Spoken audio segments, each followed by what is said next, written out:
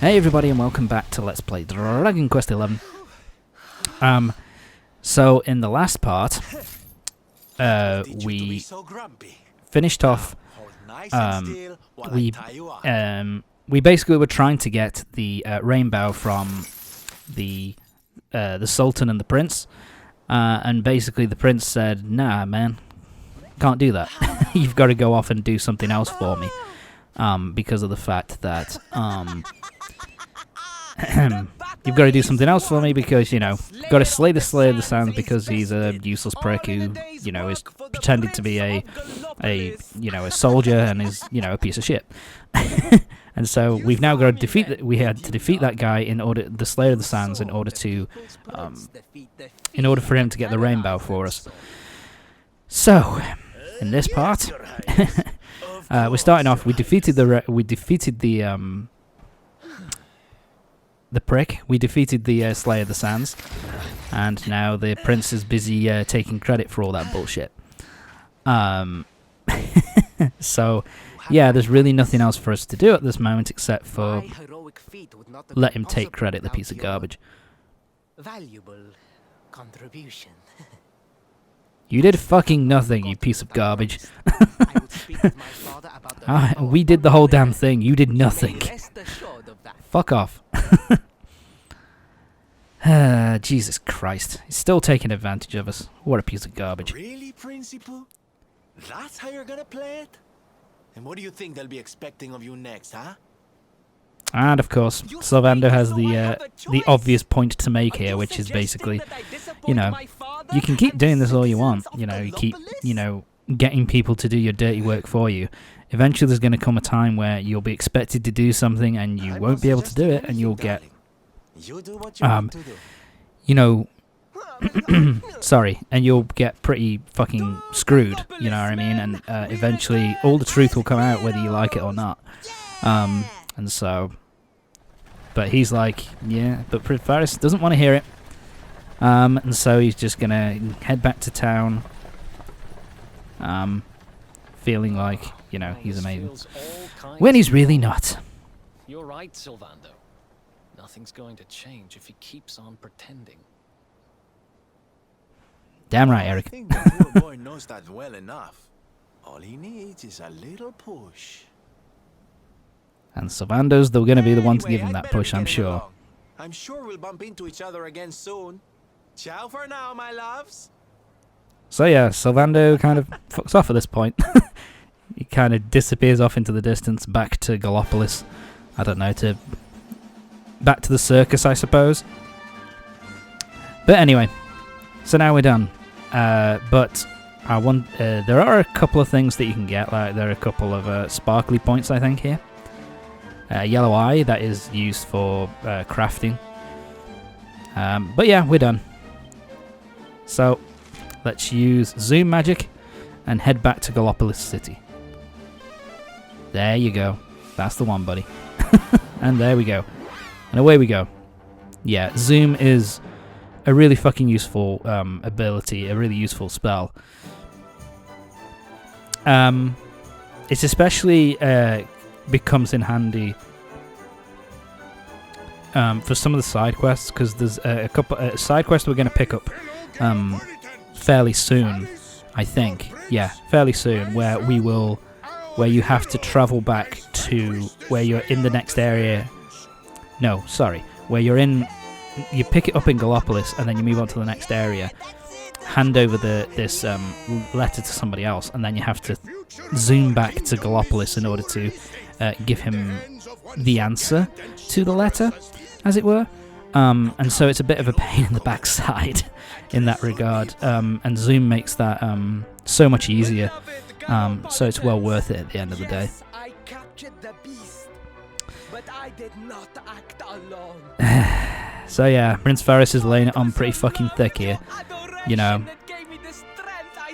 the beast, the Slayer of the Sands, has been slain by Prince Faris, allegedly, and he's saying how in which he was able to do it because, oh shit, he was able to do it because of the adoration of the people, and he's laying it on pretty thick for his people, until, yeah, we didn't kill it. It's still alive. It was only knocked unconscious.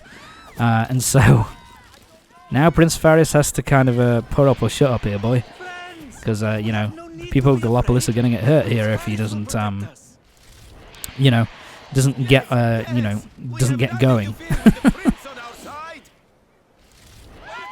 Yeah, yeah, sure thing, buddy. Yeah, there's nothing to be afraid of whatsoever, is it? Yeah, and they're all kind of laying it on here, and he's like, oh shit, I'm in real trouble now.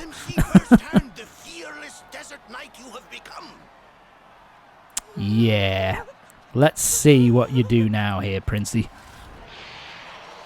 Yes, he's now running away. By the way, his sword is pretty tiny and pretty useless, but at this point he's kind of like, yeah, so here he's like, shit, man.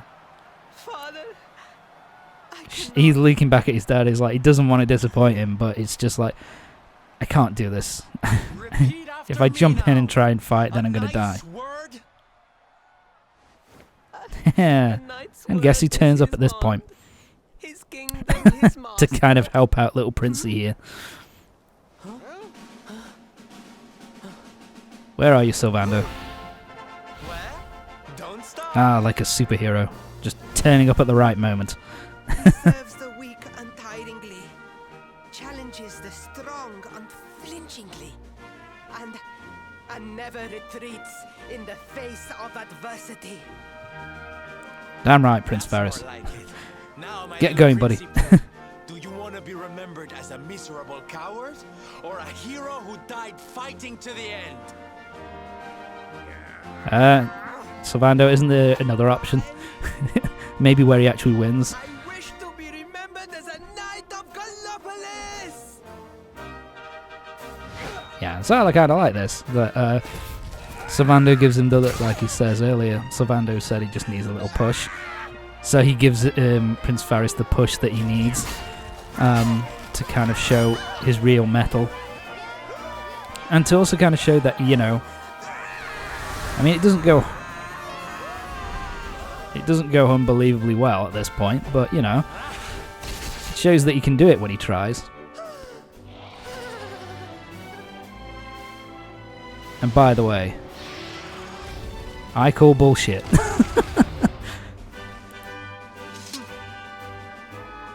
Yep. Sylvando's a pretty handy swordsman, it seems. Wonderful. Amazing what you can do when you put your mind to it, huh? Like I said, I really like Sylvando in this, and Prince Faris is kind of like awestruck at this point. Sylvando's such a great character, and it kind of gives you a little bit of a thing, like a bit of intrigue with him, because it's kind of like he's just supposed to be this supposed to be this circus performer, and then he comes along and he you know, he comes in and he just slices down the little Slayer of the Sands with no trouble whatsoever. So it's kind of like you ask the question that the Sultan asks. You know, is Sylvando actually a knight? And he just doesn't. He's very you know, he keeps himself to himself here. He doesn't want to say anything here. So yeah, we'll find out more. It's going to be quite a while. Sorry, but we will find out more about what more about Sylvando later on. So got to wait a little while though. Forgive me. And I like, you know, again, this is a nice little bit of character development for Prince Faris, where he tells his father that, you know, it was us that rode at the Sand National, and it was us that defeated the Slayer of the Sands initially, not him. But rest assured that I have learned my lesson.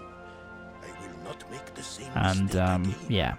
The only thing I will say is I don't really like the response from the king here, which is like, from the Sultan, which is kind of like, damn it, it's my fault that I put too much pressure on you and I, you know, and did all these things. And it's like, dude, the guy fucking lied. You know, it's a bit of both here. Your son was a piece of shit, and you were putting too much pressure on him. It's, you know, an equal amount of Wasn't that the name of the guy who was chasing sorry, us? it's an equal amount of, you know, blame on both sides, I suppose. And, so yeah, mention of Hendrik, that you can go and train at Hendrik, and we're like, oh, don't mention that bloke. We're running away from him. Surely you agree that they have done more than enough to deserve it. But finally we get the Rainbough, that's all that matters. But my boy, I sold the Rainbough to a traveling merchant. Motherfucker.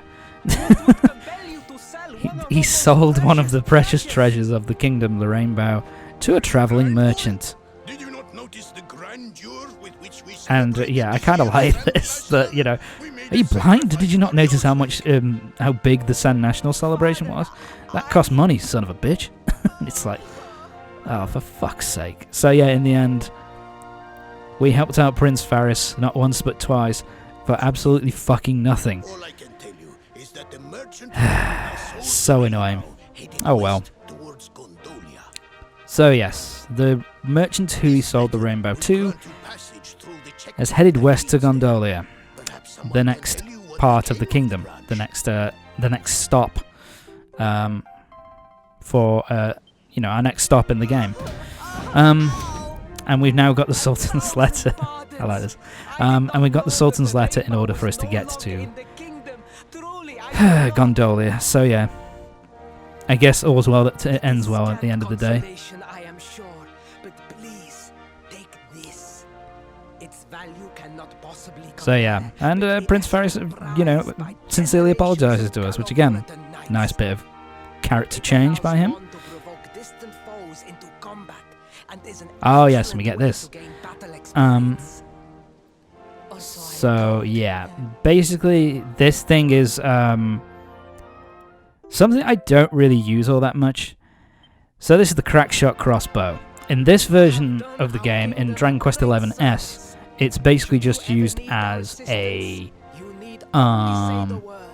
thing to draw enemies towards you, like to. So enemies off in the distance, you can shoot the crackshot crossbow off, and the enemies will run towards you, so you can get some experience without having to go right up to them. It's not really all that useful. However, in the original game, there were certain sections, certain areas that had these targets that set up all across the world, basically, and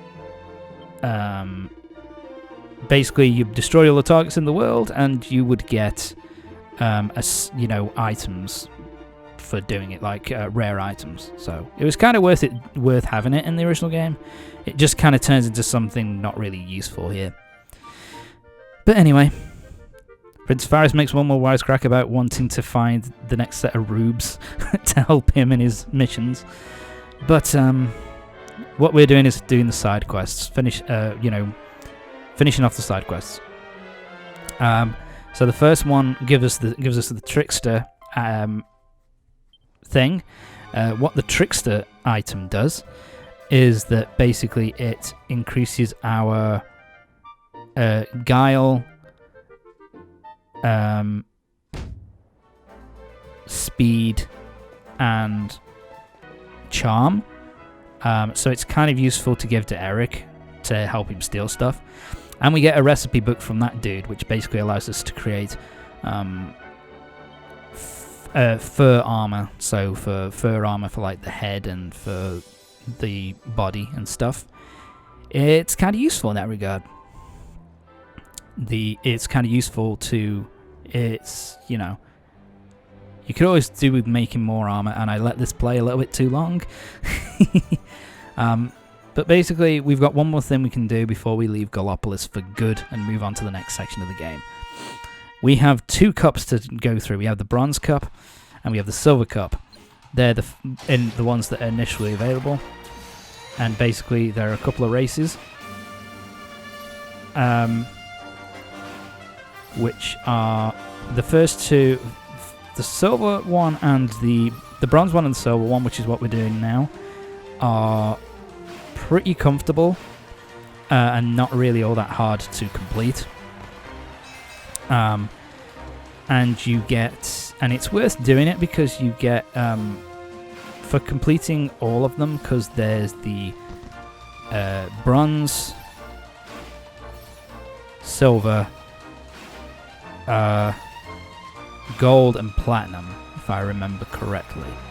And basically the last one gives you the recipe book to make metal slime weapons. So the metal slime sword, the metal slime great sword, which is a really good pun, and stuff like that. So it's really useful to complete the platinum, but you have to complete every single one in order to get access to the next ones. So yeah, it's worth coming back to Gallopolis and completing all these to get that eventually. Plus the items you get for completing the bronze, silver, and gold cups are also, you know, good items and are really useful. Yeah, so we get the slime earrings. Slime earrings increase defense and attack, I believe, and are really fucking useful. So yeah, so we've got another one to go through now. The silver cup. What do we get from the silver cup? Okay, we get the Gallopolitan garb. This is basically the outfit that Prince Faris was wearing, but in a different color. It looks really nice and is a really useful piece of armor for the hero at this point in the game. So it's well worth getting. It's also another costume which you want to try and pick up as many of the costumes for each character as you possibly can, because they're some of the best armor for each of those individual characters. Ah, fucking twat. Yeah, the silver is a bit more difficult. You basically want to just, because now we've got a branching pathway, you basically want to, whenever there's a ramp, you want to jump off. Whenever you see a green stamina thing, you want to run through it.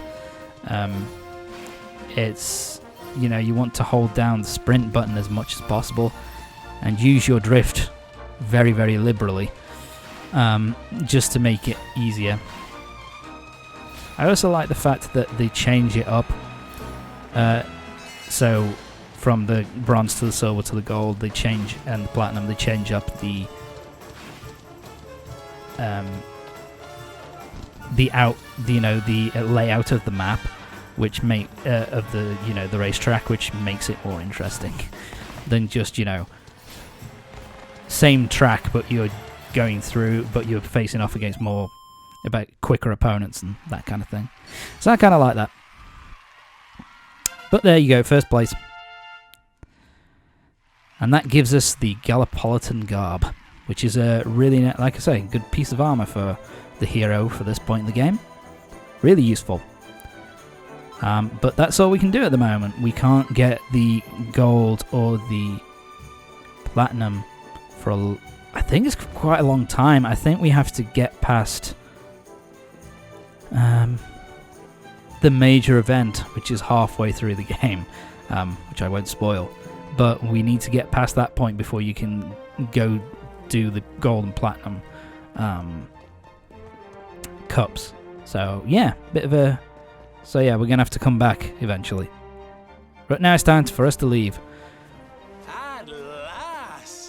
And I haven't put on the Gallopolis garb yet. I think I leave that until yeah, I leave it until next part now. Because at this point I just want to leave Gallopolis and get this. I just, you know, I'd been recording for a while, so I was just like, I'm done. I just want to be done.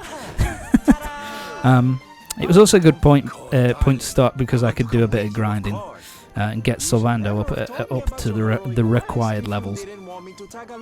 Something which is nice though is that because Sylvando is now about to join the party. It isn't really spoilery. But he's about to join our group, and so that means we now have 5 members of our party with only 4 slots. Basically, what you can, if the party member is in reserve, he will still pick up the same amount of experience as if he was in the party. So that means that every single party member that you get stays around will stay usable for the vast majority of the game. which I, really fucking useful. And it's something which I really like, especially, it's interesting going back to old RPGs, because I was playing Dragon Quest IV for a while, and having to swap party members out to kind of grind them up every single time, every few